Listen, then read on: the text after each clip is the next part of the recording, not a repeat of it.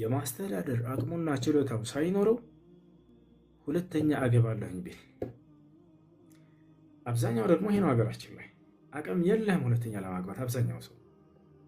ለምሳሌ ሚስቱን ስደት ቤት አስቀምጦ ማዳም ቤት እንድትሰራ እዛ ሽንት ቤት እየጠረገች ያስቀምጥና ከዛ ሁለተኛ ገባለሁኝ አላህ እኮ ፈቅዷል፣ በቃ ሸሪዓችን ለአላህ በሸሪዓው የፈቀደው ለአንተ አይደለም። ይሄ አላህ ስብሐነሁ ወተዓላ የፈቀደው ለአንተ አይደለም። ሚስትህን መጀመሪያ ካለችበት ችግር አውጣ፣ የራሷን ህይወት አኑራት። ሚስቱን እዛ እያሰራ እያስቀመጠ እንደገና ሁለተኛ ገባለሁኝ ይሄ አይቻልም፣ በዚህ ጊዜ አቅም አይፈቅድም፣ አሁን አይቻልም ብላ ታስረዳዋለች። ከተቀበለ አልቀበልም ካለ የዛኔ ፍትህ ብላ መጠየቅ ሐቅ አላት።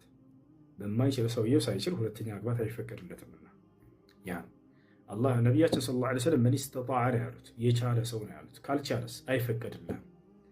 ከሚስቱ በፊት ነቢ ሰለላሁ ዐለይሂ ወሰለም ከልክለውታል። ይህን ሐዲስ ታስታውሰዋለች። ተው ባሉካዬ አድበህ አንተ አሁን ቁጭ በል፣ ሁለተኛ ማግባት ለአንተ አይፈቀድም። እኔንም ገና ከማዳም ቤት አላስወጣኝም ከስደት ቤት፣ የራሴን ህይወት ሳታስኖረኝ እንዴት ነው ሁለተኛ የምታገባው ብላ ትመክረዋለች።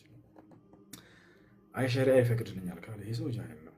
ሸሪዓ አልፈቀደለትም። ነቢ ሰለላሁ ዐለይሂ ወሰለም አልፈቀደም፣ አላህ አልፈቀደም። ችሎታ ሲኖራቸው ጊዜ አግቡ ነው ያለው አላህ፣ በቁርአን ላይ ያለ፣ በሐዲስ ላይ ያለ። ስለዚህ ሱረቱ ኑር ላይ አላህ ወልየስተዕፊፍ አለዚነ ላ የጂዱነ ኒካሐን፣ እነዚያ የማግባት አቅም የማያገኙ ሰዎች ከጋብቻ ይቆጠቡ ብሏል፣ እንዳያገቡ ብሏል። አቅሙን ሳይኖረው አገባለሁ ማለት አይቻልም። ነቢያችን ሰለላሁ ዐለይሂ ወሰለም ወንዶችን ሲያናግሩ ወጣቶችን ያ ማዕሸረ ሸባብ መን ኢስተጣዐ ሚንኩሙል ባአተ ፈልየተዘወጅ ነው ያላቸው። እናንተ የወጣት ስብስቦች ሆይ ከእናንተ የጋብቻን ጣጣ መቋቋም የሚችል አቅሙ ያለው ካለ ያግባሉ። አቅሙ ከሌለውስ አይቻልም፣ በፍጹም አይፈቀድለትም። ሁለተኛ ቢሆን በዚህ ጊዜ ሚስት አይቻልም ብላ ትከለክለዋለች። አይቻልም፣ አላህና መልእክተኛው ያው ከልክለዋል፣ አልፈቀዱልን ትለዋለች። አይ ሸሪዓ ፈቅዶልኛል ሁለተኛ እንዳገባ፣ አይቻልም፣ አልተፈቀደም ለአንተ። እሺ አቅሙ ቢኖረውስ በቃ ዝም ብሎ ማግባት ይችላል ማለት ነው? ሌላ ከባድ መስፈርት አለ ከሱ በላይ፣ ከአቅም በላይ። ሌላኛው መስፈርት ምንድን ነው ከተባለ ፍትሃዊ አድርጎ ማስተዳደር። አብዛኛው ሰው ይህን ላይችል ይችላል። አላህ ስብሐነሁ ወተዓላ አቅሙ ቢኖራችሁም ራሱ ፍትሃዊ መሆን የማትችሉ ከሆነ ሁለተኛ አታገባ አይቻልም።